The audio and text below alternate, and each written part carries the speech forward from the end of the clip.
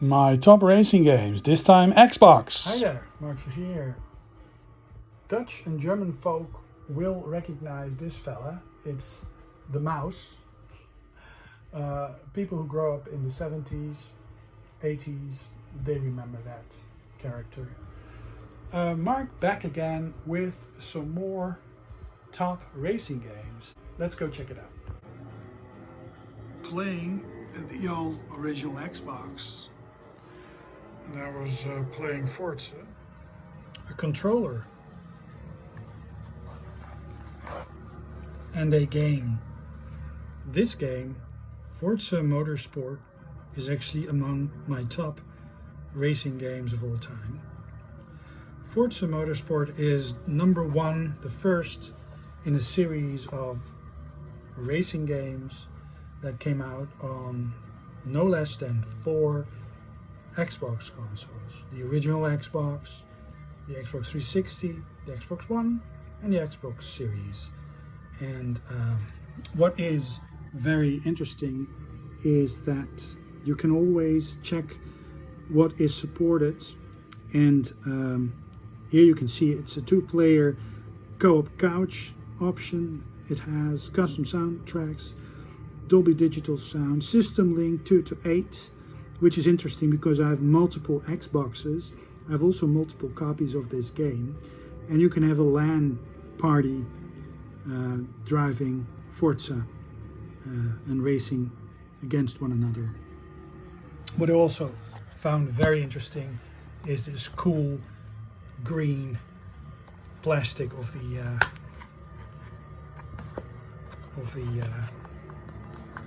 cases. And what is cool about the Xbox brand is that instead of the white spines that a lot of the PAL systems have on the PlayStation 2, for example, and also the GameCube, there's a ton of just very bland shelf visibility, and this actually has a nice colored spine, which is very typical of what you also have in the NTSC countries. But yeah, very great game, like it a lot. Some other games that I really like on the Xbox, for example, Coast to Coast. You've seen that a lot already. There's also Coast to Outrun 2. This is actually the original second Outrun. This is an enhancement of it, and they're both actually different and they complement each other. It's actually worth having both of these if you own an Xbox. And again, you can have system link, you can have an arcade experience both on a separate console. You can race against each other. Of course, I have multiple copies of this as well, and multiple Xboxes. And this also, this other one, this Coast to Coast, also supports system link and single player only.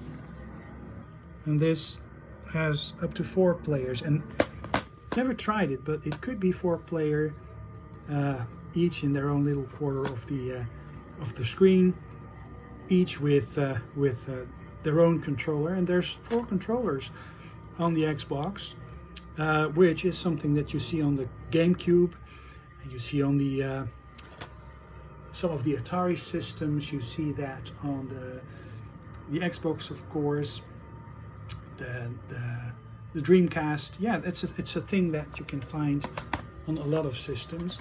Now, another racer that I totally adore is Prophet Gotham Racing, and perhaps show you a bit of the replay. This is actually just some replay footage of a race I just did, Forza, on the Xbox, and I've hooked up my Xbox over HDMI on an open source scaler, and it's connected through Component, and the Xbox really has some HD capabilities. I mean, it's possible to have 1080p video output.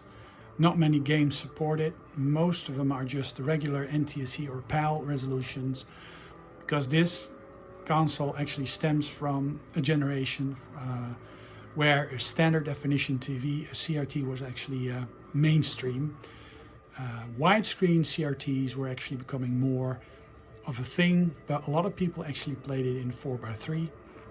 I did play a lot of my original Xbox on a Sony Trinitron 4:3, but being able to enjoy the games in widescreen, which is also a setting in the system menu, is actually very nice. Not all games actually support widescreen.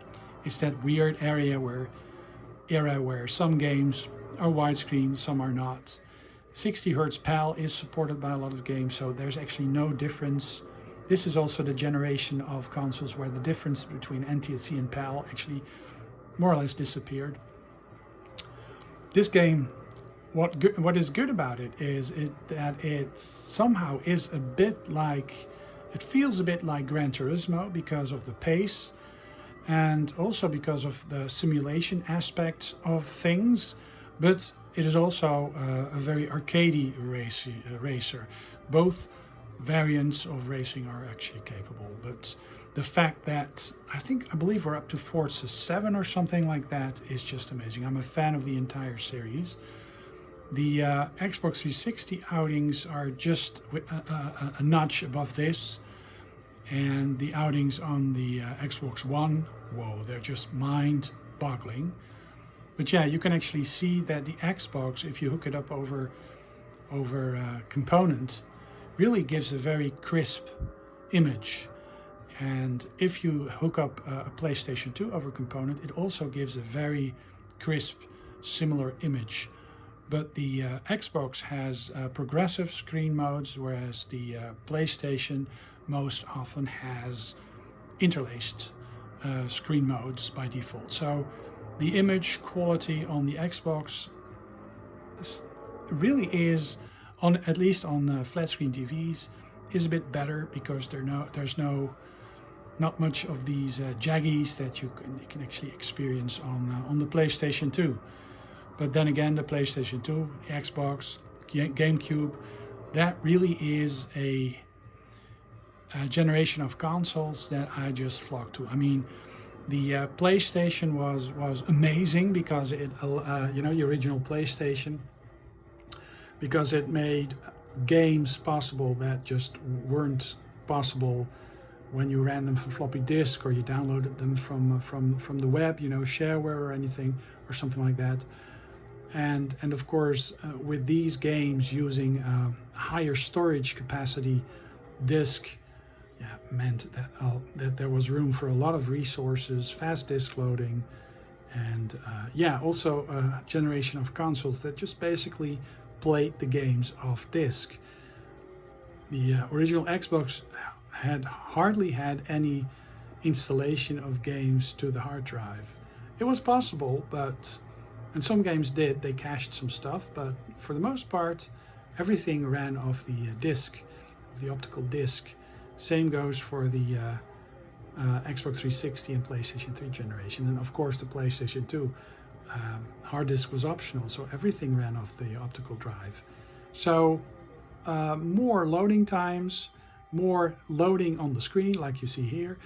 It was a different time, and we were just much more used to loading off disk.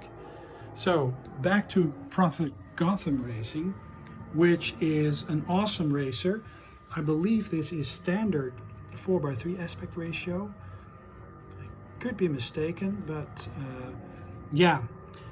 what is great about this game is that it features quite realistic city environments, and it introduces the kudos system, which basically rewards you for performing all sorts of weird tricks.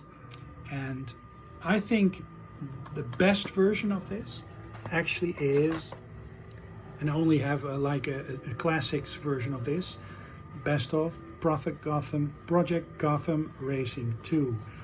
And This really is fantastic. You have real recognizable cities where you race around and have all sorts of missions that you can accomplish, racing missions, you know, finishing first or overtaking a couple of cars and stuff. Also the kudos system.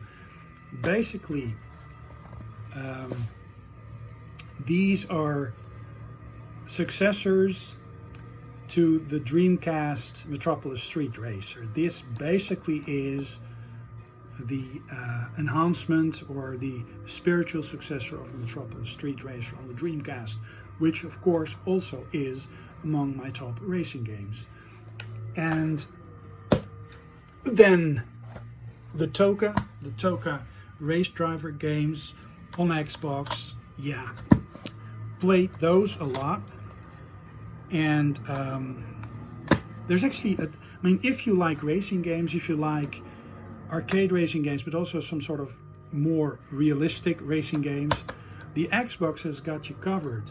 Very many amazing racing games. And for me, probably the Need for Speed game that I played the most, even though Underground and Underground 2 looks fantastic, this being more of an open world even is just amazing. I have two versions of this. I have this version, but there's also a special black edition. I'm not sure what is up with that, what's the difference, but I couldn't find it, otherwise I would have put it next to this. But yeah, 1 to 2 players, split screen, no system link, but a great racer. All of these came localized, and this is basically what a lot of PAL, PlayStation 2, GameCube and Xbox games look like. This bland white with the typeface of the letters, and your whole cabinet would just be like Xbox, and then just white spines with lettering. And I absolutely despise spines like that. And most often in other regions, this is also PAL, but you have colored spines, so you can actually recognize. This is again Project Gotham Racing 2. This is just, you know, best of classics, but it's bland. This is recognizable. You can just pick out the games by color, but then here, this, you have to read. You have to read to pick out the game, and then the fact that this is inconsistent as as can be, of course, is also quite irritating. Just pick out a way to do stuff and just not keep changing things around, you know. I'll show you a bit of the setup that I'm using. Xbox, the original Xbox. Have it hooked up on the open source scanner or open source converter, OSC. I'm using this switch, this HQ precision signal circuitry component switch. There's 4 inputs. Above that is my multi-system switch and a PlayStation 2, which has been enhanced with the FreeMac boot, and it's actually running discs, PlayStation 1 and 2 discs of the network. So yeah, this is a bit of a hidden hidden cabinet where some retro consoles live. And yeah, so this also is one of my favorite racing games, Forza.